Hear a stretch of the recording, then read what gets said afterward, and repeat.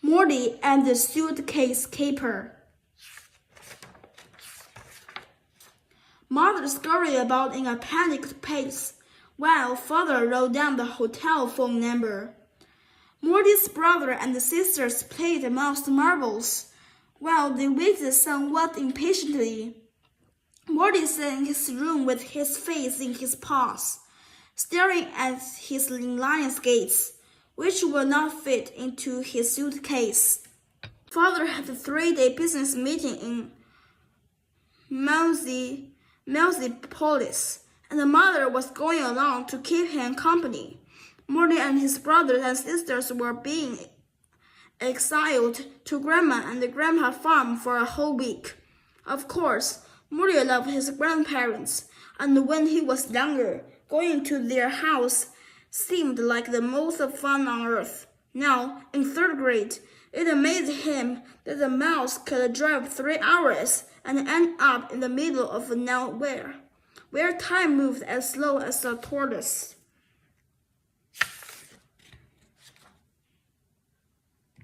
Morty knew the whole first day was sped by the hair with a new adventure. They would play hide and seek in the cornfields. Grandpa might take them fishing at a creek, and Grandma would have warm cheese crepe cookies and cold milk waiting. When they got back to their house, they would catch firelight as the day turned to night. Grandma would fix dinner. Nothing she made ever came from a box. Yummy aromas would seep out of the house as something delicious simmered on the stove. But after everyone's tummy was full, there would be nothing left to do, making the rest of the week feel like a lifetime in prison. Grandma and Grandpa lived far from town. The nearest neighbor with children was too far away to play with. And worse yet, their old television did not pick up even the really old Mega Mouse cartoons. Grandma tried. She would put out dusty chapter books, telling Morty, "These were your dad's favorites when he was your age." Sometimes she would give Morty quarters to help her snap beans or shark peas. But mostly, Morty would count the hours until he could leave the farm. Every couple of days, Grandpa drove into town to pick up the mail and a few groceries. Morty loved to ride along just to see what movie was showing that week, or if there were any mice his age hanging around. A whole week of that, Morty grumbled to himself.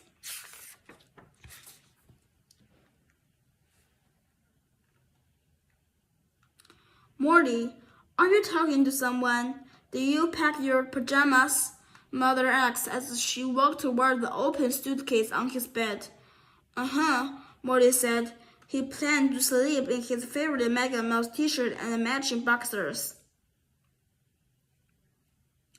Mother had a puzzled look on her face, but she quickly moved away from Morty's suitcase, in which she had stuck $5. "I need you to help me carry down the younger mice's suitcases. So hurry and finish up, please."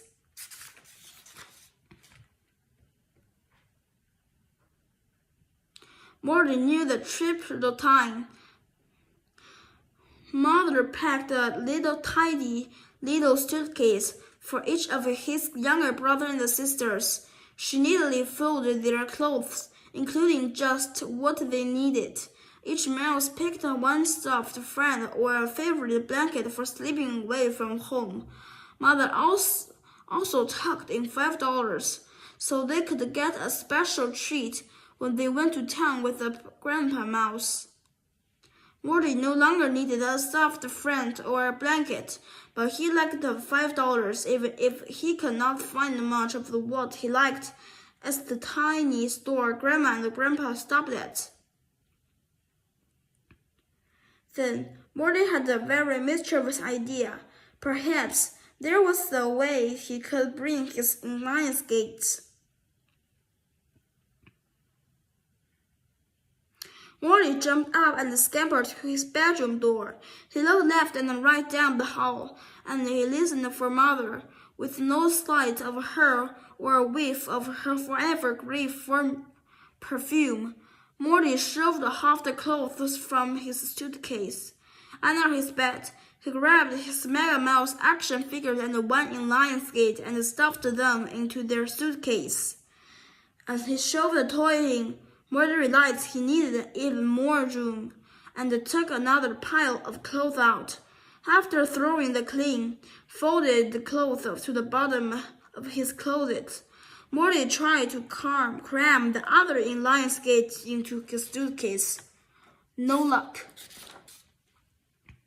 "I'll start carrying the suitcase down to the mouse minivan," Morty yelled as he grabbed his little sister's suitcase from down the hall and tiptoed back to his room, quietly, unlatching the clasps.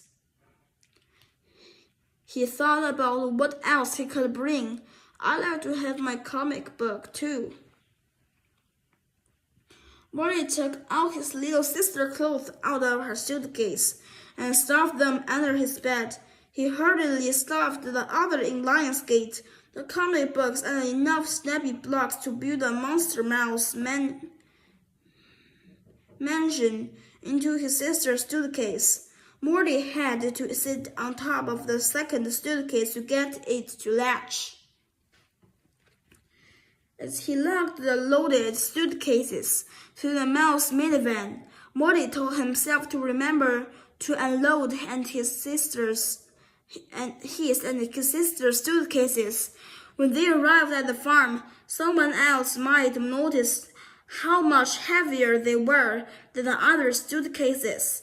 It was no problem once they were at the farm 3 hours later.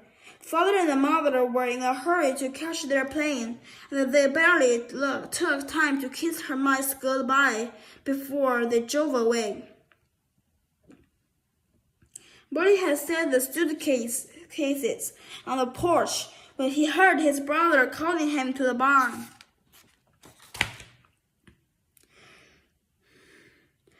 "And there are new calves and the little chicks and skating around the corner." Morty was hit with the permeating smell of fresh hay and manure. Just as Morty hoped, the first day was packed with adventures and discovery. After the last bite of a cheesy pot pie, Morty almost fell asleep at the table. His fresh country air, combined with running, fishing, jumping, and eating too much, added up to saying "islet" on every little mouse, not just Morty. "Let's get this sleepy little mice into bed," Grandpa said as he helped Morty's little sister up the stairs, grabbing her suitcase in the hall. "Did you bring your tricycle? This is a heavy little suitcase." Although he was only half awake, Morty heard Grandpa's words and knew he was going to be in big trouble. His little sister started crying really loudly once Grandpa got her upstairs.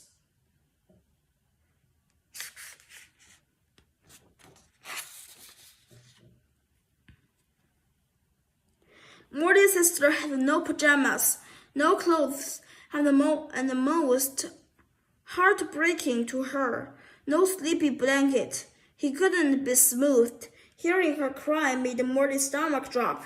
Morty felt like a criminal, like he really belonged in prison. Morty had no way out. It was his in Lionsgate, his Mega Mouse comic book, and his snappy blocks in his sister's suitcase. Now, there's one thing about Morty. He always tells the truth. Morty's little sisters' belongings were under his bed. 3 hours away in Mousetown, it seemed impossible to find a solution that would stop his sisters wailing at this hour. Morty never meant to hurt his baby sister's feelings. Grandma, I took out her clothes though. I would have more room for my toys, Morty said while trying not to cry, his voice and whiskers quivering. I didn't think about what it would mean when we got here. He put his crying little sister's clothes, hugging her tightly and then patting her back softly. I am so sorry, he whispered. Would you like to wear my very coolest Mega Mouse t-shirt to bed?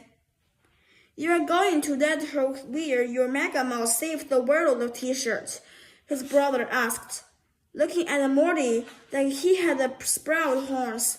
You wouldn't even let Mother wash the shirt for weeks, and now you're going to let her wear it. Yep, Morty replied. I think it would make the perfect nighttime. Morty's sister looked at him, puzzled. Are you going to town tomorrow? Morty asked Grandpa. I am planning a little mail and a grocery run, Grandpa said. Would any mice like to ride along? Well, Morty paused and swallowed hard. Mother gave us some spending money, and I would like to use mine to get some new play clothes for my sister. Well, we have a minute or two to pick some up. I think we can arrange that, Grandpa agreed. Perhaps Grandma will join us to help you pick those out. Sure, honey, Grandma smiled warmly. Morty's little sister started to calm down. Morty looked her in the eyes and said quietly, After we come back from town, I was thinking about teaching you to inline skate. My skates will be a little big, but we can stuff some socks into them. A small smile spread across Morty's little sister's face. After all, he added, you helped bring them to the farm, right? Later that night, Morty snuggled in bed, but his little sister did not have her blanket. He was in his Mega Mouse boxers and an old t-shirt. She looked very cool in this Mega Mouse Save the World t-shirt. Morty, she asked sleepily, tomorrow will you help me make a dollhouse with your snappy blocks? Sure, I think. I know how to make a dollhouse, Morty said. It wouldn't be much more difficult than a monster mansion, he thought. Morty's little sister gave him a great big hug, and then slowly drifted off to sleep, while he read to her from his newest adventures of a Mega Mouse comic book.